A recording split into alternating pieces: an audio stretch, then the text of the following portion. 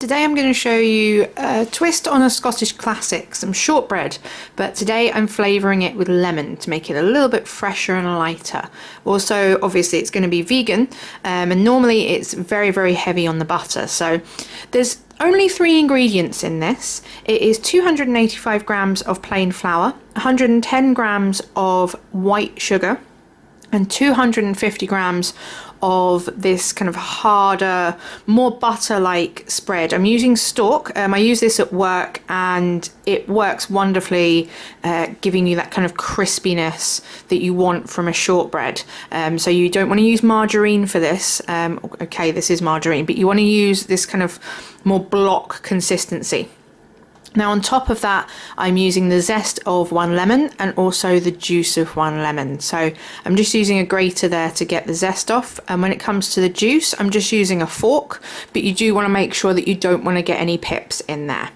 And it's as simple as that, really. You just want to mix that together. You want to keep it as cold as possible, because as soon as you start getting that, that butter warm, they're going to start spreading and you're going to have problems with it. You're going to have a very soft dough. Luckily today in Edinburgh it is -3, so I've got no problems with that. So I could just put this straight in the oven. But if you're somewhere warmer, I would recommend making the dough as quickly as possible to keep that fat cold, and then wrapping the whole lot up in film or in paper and putting it in the fridge for a good couple of hours to make sure that it is very cold before you're putting that in the oven.